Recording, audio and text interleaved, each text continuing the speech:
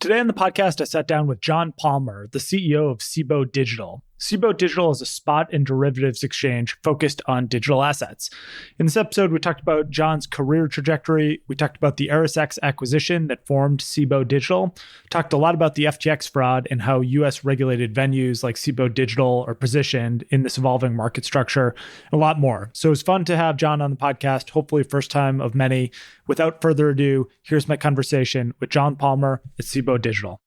Matt Walsh and Nick Carter are partners at Castle Island Ventures. All views expressed by them or the guests on this podcast are solely their opinions and do not reflect the opinions of Castle Island Ventures. Guests and hosts may maintain positions in the assets discussed in this podcast. You should not treat any opinion expressed by anyone on this podcast as a specific inducement to make a particular investment or follow a particular strategy, but only as an expression of their personal opinion. This podcast is for informational purposes only.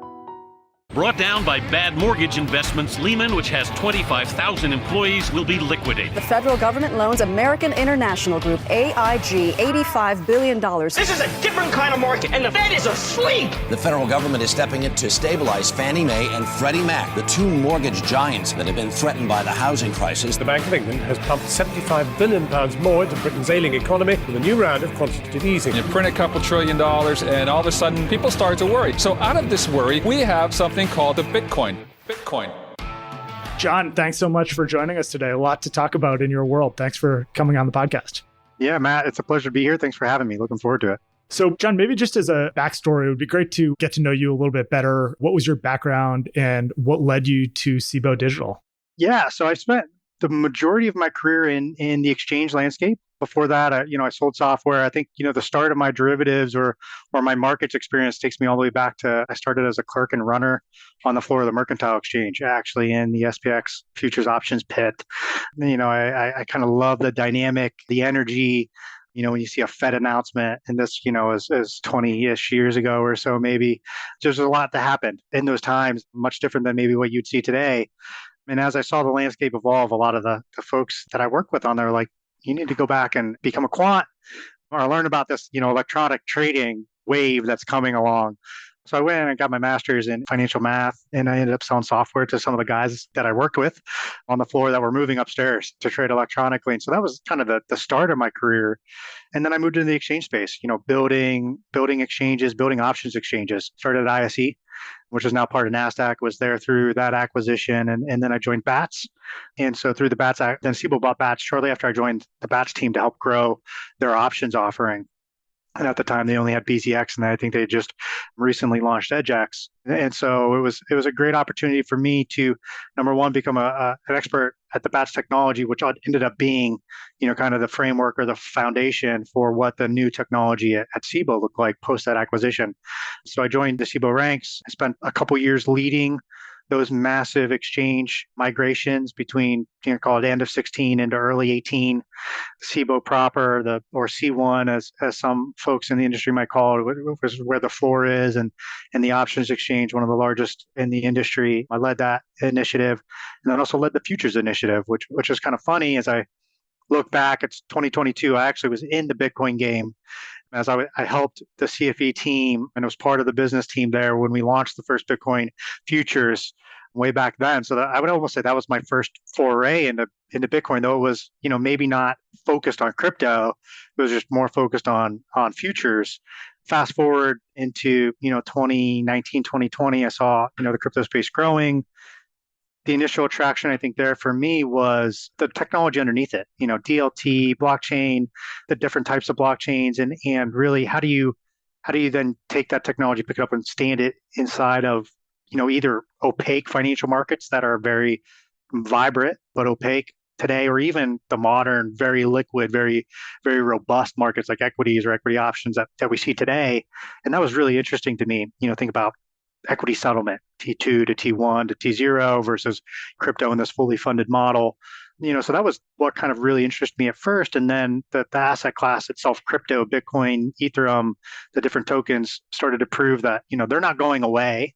I think a lot of people sat around for a lot of years saying, is this a real thing or not?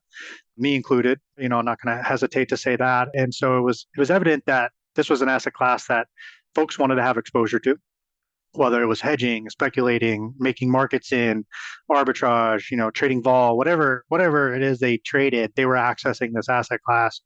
And at that time, I looked at that and said, okay, there's a tremendous amount of growth, a tremendous amount of maturity that I think this asset class has to go through when I compare it to maybe some of the asset classes that I'd spent the majority of my career leading up to, 2020, 2021.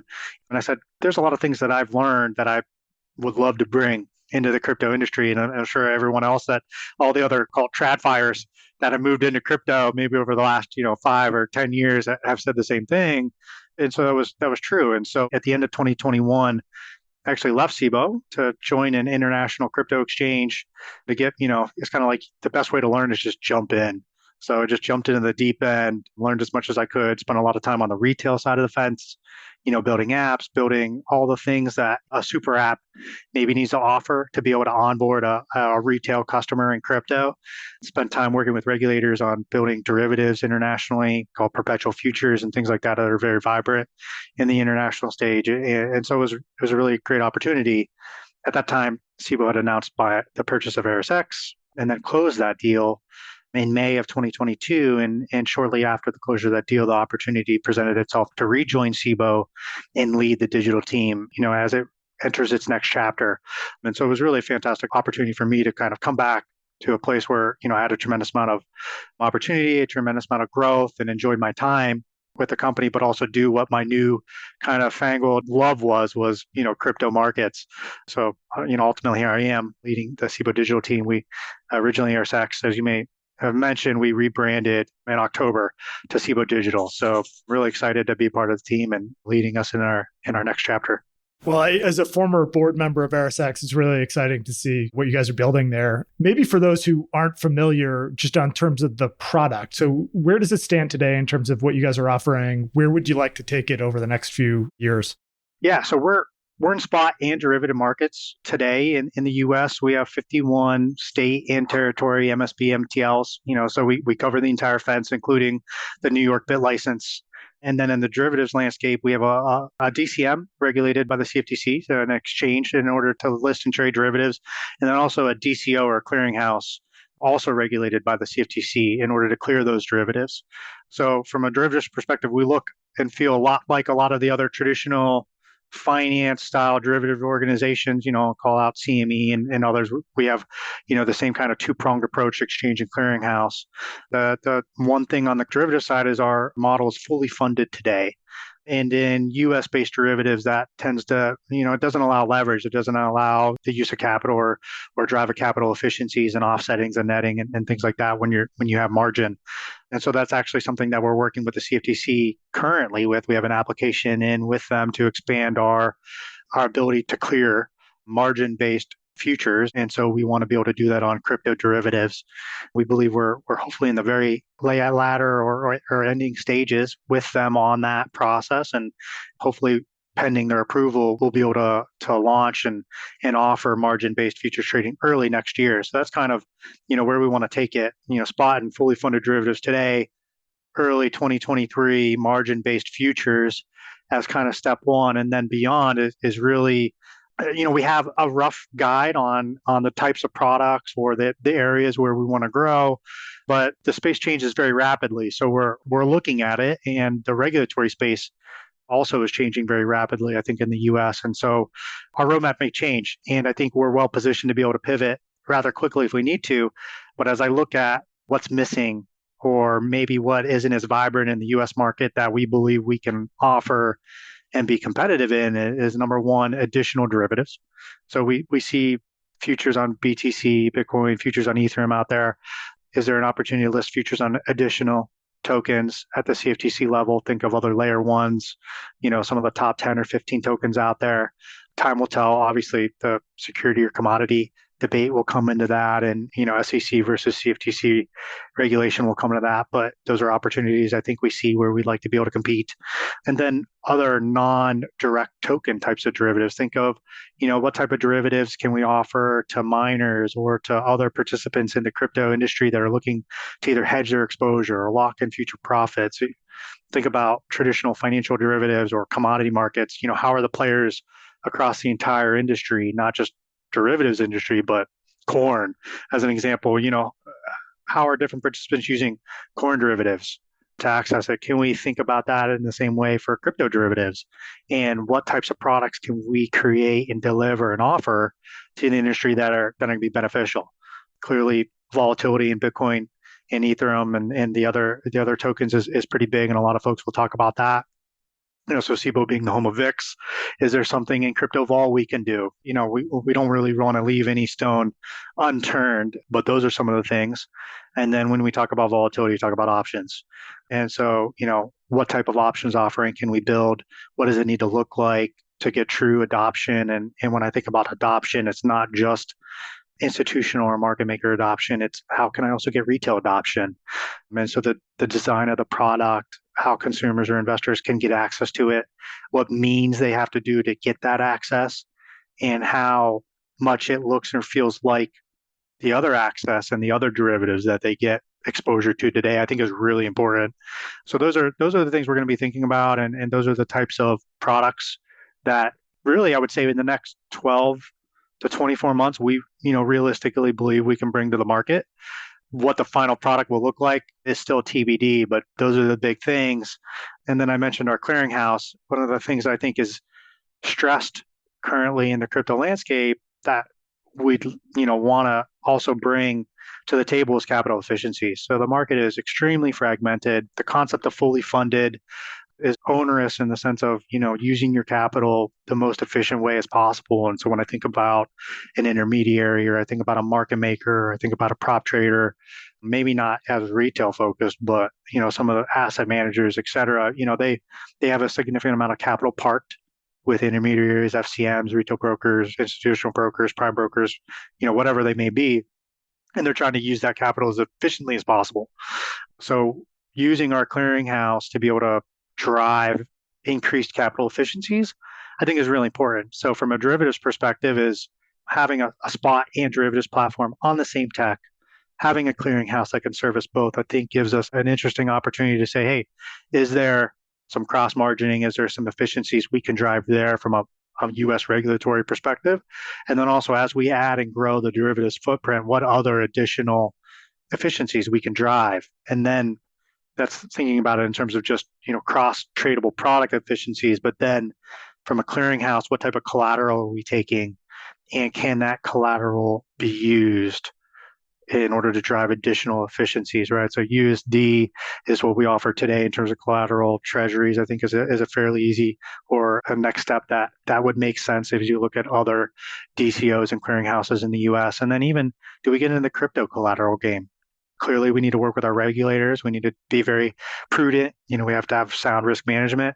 But there's a lot of efficiencies we can bring to our participants. Like, hey, come with us, trade spot. We use BitGo today as our custody, so we don't do it ourselves. But you keep your token with us, and then hey, we can give you that in the sense of collateral, and you can go trade some derivatives. And it starts to make a lot more sense, and it starts to look and feel a lot like how those parties are participating in the norm or the more modern, liquid, robust, and deep markets that the U.S. has and has been known for many years. And, so ultimately that's the end goal, and how we get there. There's a couple different ways, but those are some of them. Yeah, that makes a lot of sense. I mean, one of the things that's been really, I would say, challenging for a lot of investors and even operators in the space is just the market structure for derivatives in the crypto space. So you had this situation, and it still exists today, even after the collapse of FTX, where you have unlicensed offshore venues that are offering, more coins, certainly coins that would be perceived to be securities probably in the United States, more leverage, derivatives contracts, and onboarding a lot of US persons at the same time. And so, I've always sort of had the view that that market structure will evolve, but it's been a little bit slower, I would say. How do you deal with that from an operating perspective when you have competitors that are not playing by the same regulatory landscape, but competing for the same customer base, potentially? Yeah, it's a tricky structure from a competitive perspective to deal with. We're kind of operating maybe with one arm behind our back. And in general, I would always tell everyone, there's a reason why on the international side, you're not supposed to be able to onboard with those platforms and to use a VPN or maybe however other means you are gaining access is probably a reason why it's that difficult. And so I think diligence and understanding, how those parties are operating is really important. And that, that goes case in point to what we've seen really happen over the last, call it the last 6 months of crypto, not only what maybe caused us into the April, May, June timeframe, but also what we've seen regarding FTX most recently. But for us, I think we need to be steadfast in our approach. Our tenants are regulatory first, compliance driven organization. We want confidence to be instilled in our investors, customers, partners, institutions that are using CBOE Digital and its services. And we believe that if we continue to do that, we continue to offer them some of the products that I just spoke about, that they're going to understand and they're going to see the value that we're bringing to the industry. I never want to be the last man standing, because usually that means that there's customers that are impacted. There's money that's been lost in the industry. And so in general, the industry needs to adapt, grow, advance itself to learn from those things. But the way that we've built CBOE Digital from day one, and really the tenants that we operate on, is because we don't want those things to happen, and because we see how liquid, how robust the US-based markets are, and we say, we can get crypto to that. We can do it in the same way. There'll be a lot of firms that say, oh, that type of platform doesn't exist yet. And I would almost argue and say, I disagree with you. I might be biased leading the CBOE Digital team, but that's exactly what we've built. And so part of it is we need to expand our brand. We need to make sure firms understand what we built, how we built it, why we've built it the way we've done. And then the rest of it is, build the right product, talk to the right folks, and educate customers, educate regulators, help the industry grow, have a larger footprint in driving that market structure, and maybe clarity from a regulatory perspective as much as we can.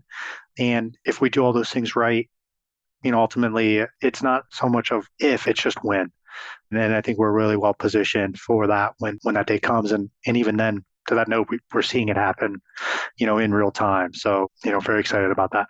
The FTX collapse, I guess there's a lot to talk about here, just from it's obviously one of the largest frauds of all time. But one thing I'd be curious to get your perspective on is they were pretty far down the path with the CFTC over a pretty novel structure that would have had pretty profound impact on just the way that these markets function.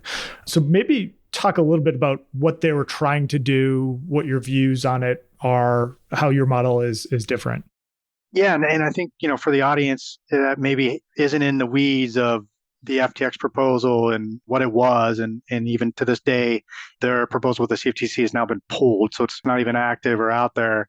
But the highest level summary of it was, this concept of direct to retail clearing and margin. And so what that means is, if you look internationally, if you live internationally and you're able to onboard with these crypto platforms, they're able to service you and provide you leverage straight directly to you. So you give them $100, they say, I'm going to give you 10 or even 100 times leverage. You get that buying power. Then you can get access to spot, you get access to derivatives, and a number of other things.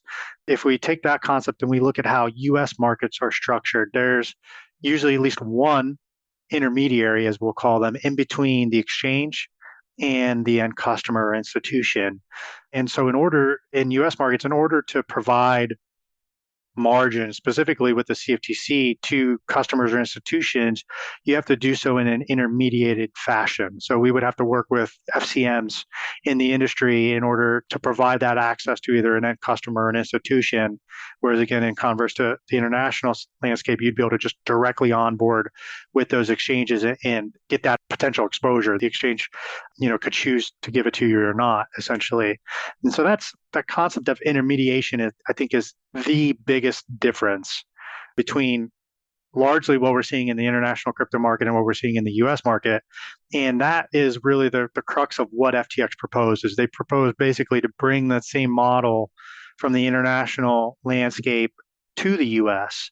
And there's a number of tenets in which they built that proposal off of concepts called auto liquidation, technology, et cetera, et cetera. I won't get into the details there. Some of those are novel. In some respects, some of those are not, in the sense that, FCMs are performing liquidation measures today. So having an exchange do auto liquidation versus an FCM doing liquidation maybe isn't novel. It just might be the party in which doing it is different. But if you sum up everything to your point, it's a pretty novel change to the US market structure, which we've seen over decades and a century or more than a century developed into this intermediate model. And CBOE Digital is built for intermediaries. So, as I talked about earlier, like our mission really is to provide access to crypto the same way firms and customers get access to equities, commodities, index options, equity options, options on futures today. And so to do that, you have to load up your retail trading app or your broker or call up your FCM and say, I want to get exposure in XYZ.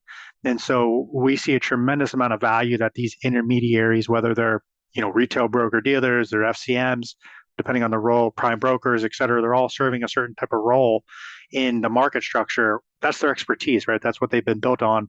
We want to work with them. They're the experts at the risk management they're performing, the KYC and the AML checks they're performing, et cetera, et cetera. Let's work with them. Let them continue to know the end customer, know their institutions really well, and do what they're doing really well, and allow them to continue offering the services that they're offering.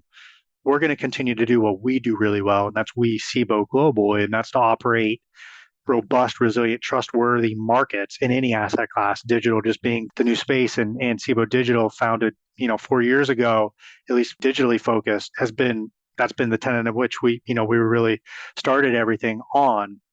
So it fits really nicely into the CBOE umbrella. And again, back to the intermediation or the intermediaries, that's our focus. And we want to be a strong clearinghouse. We want to be a strong exchange. Let's let the customers access us the way they access us everywhere else. And so, that's at a summary level, that's the biggest difference between our application maybe with the CFTC today and what FTX had originally proposed to the CFTC that's been withdrawn. I guess we'll never know in a lot of respect if this was actually close to being something that was implementable. If you think about it, I think a lot of people in this market knew that there was an issue of FTX owning Alameda and there being a massive conflict there. And a lot of people were scratching their heads around how they got so far with the CFTC and how they made so many inroads in the United States more broadly. I don't think a lot of people had on their bingo cards that this was just a total fraud and he was using customer funds to make personal investments and things like that. So, what was your reaction when this all started to happen a couple of weeks ago? And curious what your view is just on how this will impact the market more broadly speaking. Yeah, I think my reaction probably along with the majority and maybe the high majority of everyone was being surprised. I think even as we learn more and more, the details that surface, I think, continue. Maybe at this point, maybe we're not surprised because we've learned so much about it. But I was just, kind of frankly, just speechless as I learned about it. Anytime that you have customer funds, at least when I think about it from a U.S. perspective, they have to be segregated and there's rules and regs surrounding that. So when you take customer funds, you rehypothecate them or you do something with them, clearly there's a significant amount of risk. And I think if you're doing that, there needs to be disclosures, and there needs to be really prudent regulatory oversight and risk management and really decentralization of responsibilities in the, life cycle of the financial market that you're serving. If and where that happens, you think about, banks holding deposits, taking those deposits and doing something with it. So rehypothecating customer funds and loaning them out or trying to get yield on them is not new and is not novel to really any market. And there's always risk involved, but how they do that, the rules and the guideposts or the guardrails that they have in order to do it and the oversight and the checks and balances that are all included in there, at least, for the US perspective are very high, and they're very high for reasons of which we now know and see in the sense of what we've seen happen with FTX. When I think about what's to come, number one, as an industry, we have to reinstill confidence in all investors. And, I think especially retail investors is, you've seen bank runs, you've seen people flight to safety, pulling all their funds from exchanges or platforms or other places. And you see the contagion, slightly growing, whether it's due to that or just due to, exposure where maybe they should, or, where they had exposure, where maybe they shouldn't have had exposure. And so we have to reinstill that confidence, right? And there's probably going to be a lot of people that don't want to trade crypto because of this, especially if they lost money with FTX. And I don't blame them for thinking that way. If they had money on FTX and then they don't get it back, that's a heartbreaking kind of scenario, and you never want to see that happen. But ultimately, we need to show end users that we can be responsible, and that there are platforms, there are places that if you want to have exposure in crypto, you want to own it, you want to speculate, you want to use it to hedge, you want to have 10% of your portfolio in it because diversification is diversification, or whatever the reasons are you can do so and know that your funds are safe, that the firms that you're engaging with know what they're doing, have a massive track record in doing it across multiple assets, have significant oversight, significant system safeguards. I could go on, but I think we have to show the industry that. And so that's, part of our model and part of, why we built everything the way we built. And so we issued a letter to our customers shortly after the event to make sure they understood that, make sure they understood our approach to solving these risks that are perceived or maybe, have been highlighted out of the FTX collapse. Part of that is, segregation of customer funds. Part of that is separation of duties. Part of that is, disclosures. Part of that is balance sheet risk or trading risk, in the sense that, we don't have a trading arm at CBOE Digital. We don't operate a prime broker. We don't custody our own assets. We use third parties, and we use a qualified custodian, as BitGo has alluded to, which is a really fantastic designation in the custody space. So these are things we wanted to make sure our customers knew that we were doing, to make sure that they knew they could be confident in where their funds are. So we need to do that. We need to do it, not just CBOE Digital isn't going to, well, I'm not going to be able to do it on my own. We as an industry have to do it. So everybody globally needs to do it. And in the US specifically, I think there's been a lot of call to actions in terms of the regulatory clarity that I think the US industry wants to see, whether it comes from the Hill, the lawmakers, whether it comes from the regulatory bodies, the CFTC and the SEC in the States. I don't think anyone has a preference. And at least I know that, CBOE Digital doesn't have a preference. The better the guardrails are framed and shown, the better we can operate. And what that means is we can provide these services to these customers in the US with oversight, with a model that we know works and has worked really well for a really long time. And hopefully that means they don't try to find ways to access the international markets. Hopefully we see institutions that are sophisticated, that have been able to stand up maybe offshore entities to access these markets, bring these assets back onshore, because now I'd rather do it this way. And finally there's platforms that are liquid, that are deep, that I can access, and offer the same products that are accessed in the international space. So I think we're starting to, see more and more and more firms and industry participants kind of get on board with this. And so I think we're going to continue to see that. And so I'm hopeful to see, that clarity kind of being driven, or, I've referred to it in the past as like this fog, this regulatory fog over the, specifically at least the US landscape. I'd like to see, us lift that fog, so that way we can kind of move forward and grow the ecosystem. It's super frustrating, right? Because you point out that these markets are less liquid. And so you get these comments from the SEC in their denials of various Bitcoin ETF applications that point out that a lot of the spot market is happening outside the United States. But at the same time, you have these regulated financial firms that want to be in this category, but aren't there because they're saying, well, I don't have clarity on who regulates the spot market, or I don't have clarity in terms of whether or not some of these tokens are securities or commodities. So I don't know how to think about that. So it's clear that we need that clarity as an industry on those two issues. It's just who's the regulator and how do we think about a token construct here? What's it going to take to get there? I mean, is this going to take an act of Congress? How are you guys thinking about it? Yeah, that's a good question. It certainly might come to that. And, obviously we just exited midterm elections. And so, how we see that frame out in terms of who's chairing what committee on, whether it's in the House or it's in the Senate, I think those are still kind of being fleshed out. And so that likely will have some impact on some of the bipartisan bills, that are on the floors. So that's certainly one way. And, certainly have seen heightened calls to action from members of each of those areas to get something done. So that's certainly a possibility, though I don't think we'll see that in the short term. Those things take some time, and I think are probably longer term things that we'll see. And then we could see, some sort of regulatory understanding or, seeing the CFTC and the SEC kind of put our guardrails. I know everyone kind of reverts back to, if it's a security, it goes over here, and if it's a commodity, it's going over here. But what that means is then we have to define what a security and a commodity is. And I think that's probably really, really difficult. And that's probably not going to happen, at least this year. Certainly not. And when I mean this year, I'm actually thinking about 2023. It's definitely not happening in 2022. Unlikely to happen in 2023. And who knows if 2024 is available. Just, that's a pretty big definition to do.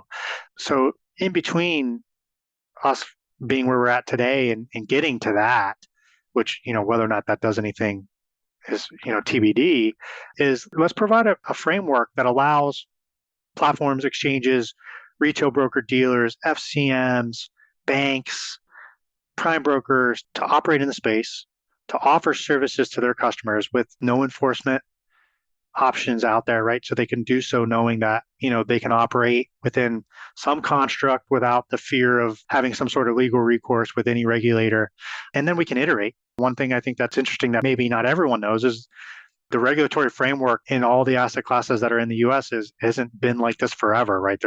There's always growth, there's always changes happening, being proposed, whether it's rulemaking changes or SROs making changes or participants lobbying for changes, pilots being done. So, there's always attempts in the industry to make it better. And so I don't think that crypto would be any different. But before we can do all that, we need to get a place where all the services and all the parties that are operating in traditional financial markets can operate in crypto. I think about like an example, like take an asset manager that wants to put, 5% or whatever the percent of their funds in crypto.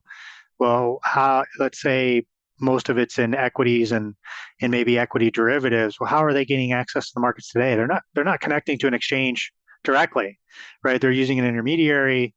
I don't know who that intermediary is, but it could be a number of different firms, a number of different ways with a number of intermediaries in between.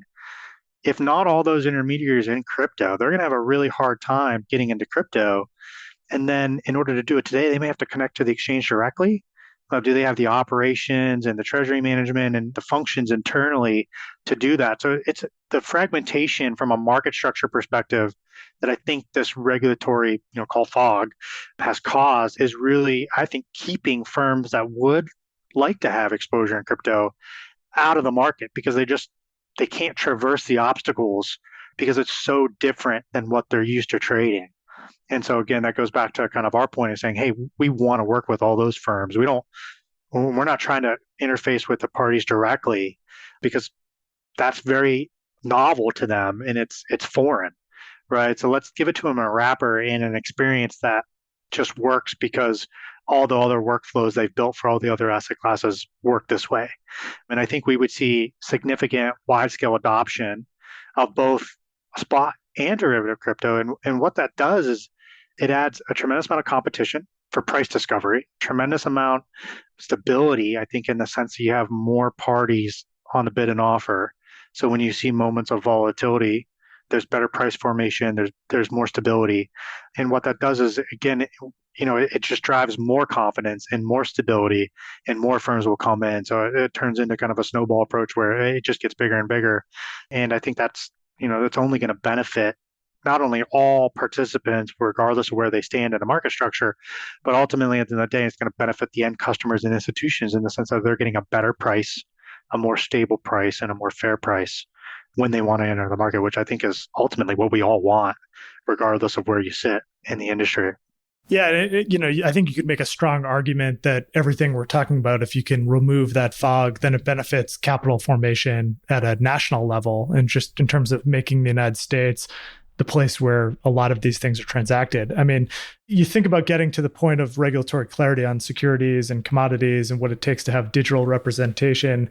You don't have to squint too hard to see that people will try to tokenize things that exist in the real world, whether or not that's REITs or whether or not that's commodities and representing them on blockchains, tokenized securities.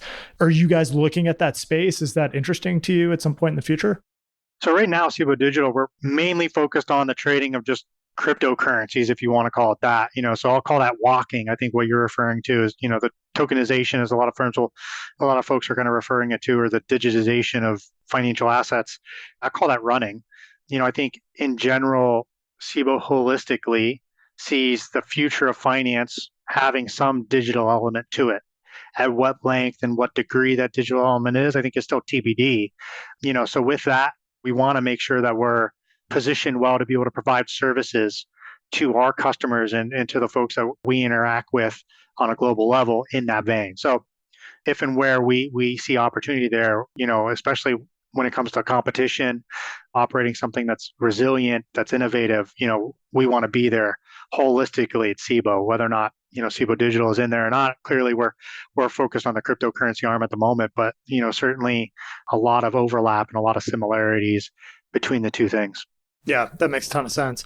So, John, where can we send people to learn more about CBOE, and curious just what's on the horizon for you guys?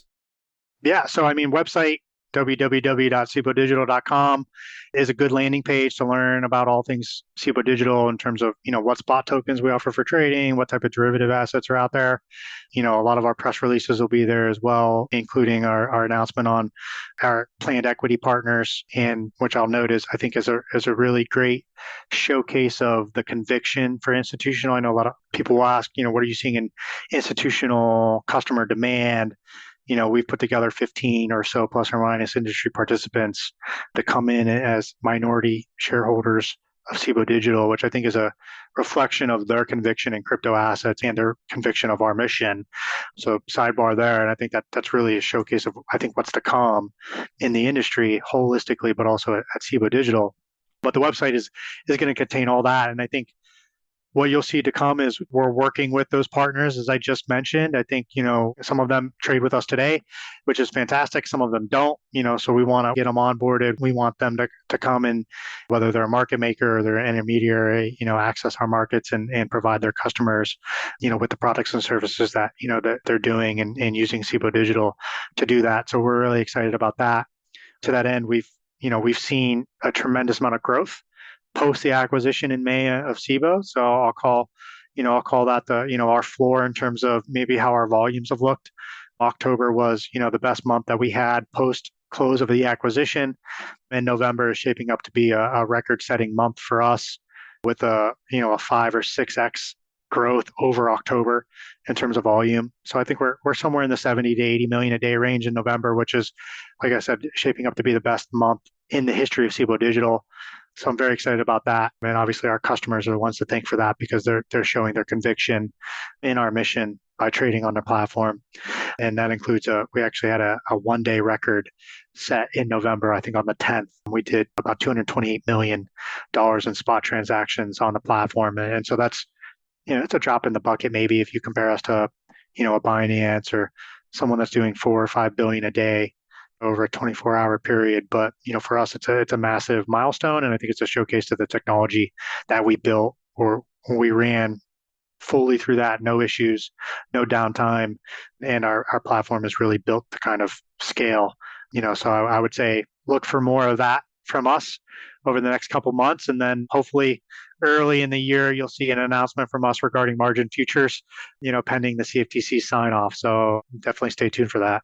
Well, I would have loved to see the margin futures a little bit earlier in the life of ErisX, but you guys will definitely get there. Perplexing that it hasn't happened yet, but I think between the equity syndication and just the changes in the market structure, it's really setting up to be probably a really great 2023 for you guys. So appreciate you coming on the podcast and telling us more about it. Thanks, Matt. Yeah, it's been a pleasure to be here, and thanks for having me. Thanks for listening to another episode of On the Brink with Castle Island. To find out more about Castle Island, visit castleisland.vc. To listen to all of our podcast episodes, please go to onthebrink-podcast.com or just click on the tab in our website. Thanks for listening.